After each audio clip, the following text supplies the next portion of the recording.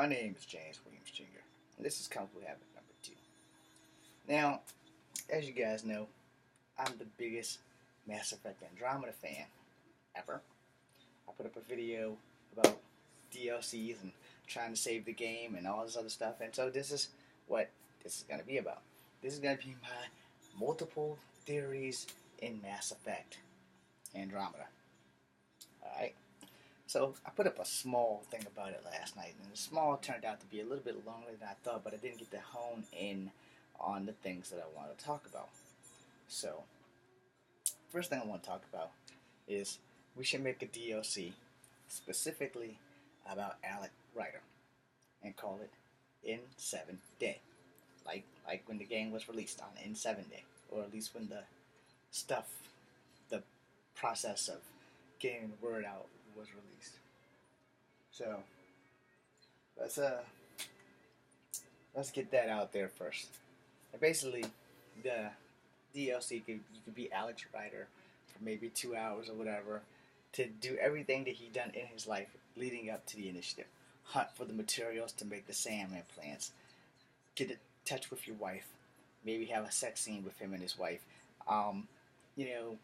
Go on his little adventure from that, and maybe having some child time with his kids, and then Alec being a dick and not playing with his kids at all, where you can either be Sarah or Scott and come talk to him as a little kid does to father, and being that he's in the military, so I know how this is because I was in the military. I didn't get to serve the way I wanted, but I was in the military. And most military fathers, man, you get busy. I'm sorry. I've seen it with my own eyes. You get busy. I met a father and his children in the hospital when I was in the hospital. So you get busy. And this is before I was found out what really happened, when they were still working on my knee. And come find out it's not my knee. It's been my hip the whole time. And nobody's really doing anything about it, but there it is. So, but father got busy. He only had time to get them to the doctor.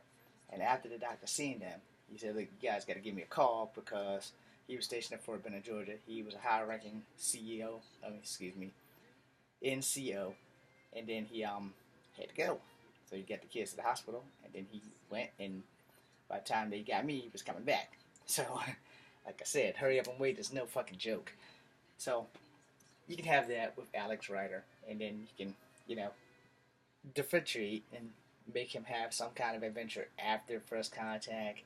Make him go on some kind of exploration thing that leads him to being the attaché of the fucking Citadel and all that, and maybe have a guest appearance by Commander Shepard, femme or not. You can pick all that as you go on the adventure, or before the adventure starts, like you do at the beginning of Andromeda. Now, second one, Rotarians and Quarians. I hit this on a note because they do give you a Quarian possibility, and they have already mentioned the Batarians.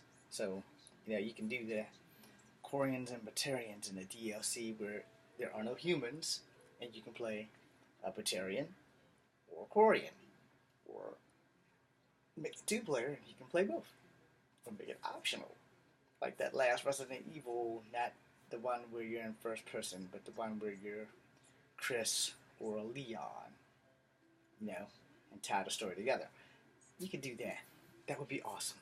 Because a lot of the Andromeda fans, or a lot of the Mass Effect fans in general, want to play as things other than just human.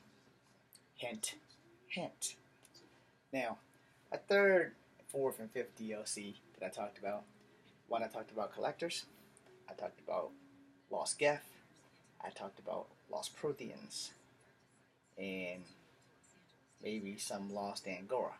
You could probably make a DLC where all of them are put in a situation where there are no humans involved, and there's no Quarians, but those main races, Geth,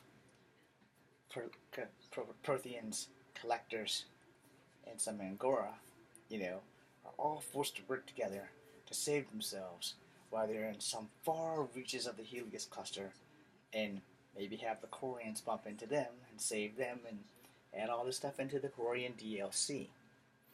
And in the Quarian DLC, maybe find now one of the riders can go out there and rescue them. And the last DLC, because if you played the game, And if you've gone through all the planets and all the small missions, after you beat the last game part with Meridian, you only get to see Scott that one time. When you leave your dad's quarters and you go all the way back around and you come back, Scott's no longer there. You also can't go to the cryo bay on Hyperion because the goddamn door's blocked by all that damn gurneys and shit. So maybe you guys can give us an Aftermath DLC to let us know where the fuck the mother is. Where the fuck Scott go to? I'm sorry for cussing, but these things piss me off. Now finally, you can make at least 7 or 8 DLCs with this thing because there's so many different damn directions you can go. And the reason I brought up the Quarians and the Geth is because the Geth is how they found out about Helios. So why can't there be a lost band of Geth who have no idea about the Reapers and don't give two shits about the Quarians? Their programming was simple: explore until your power runs out.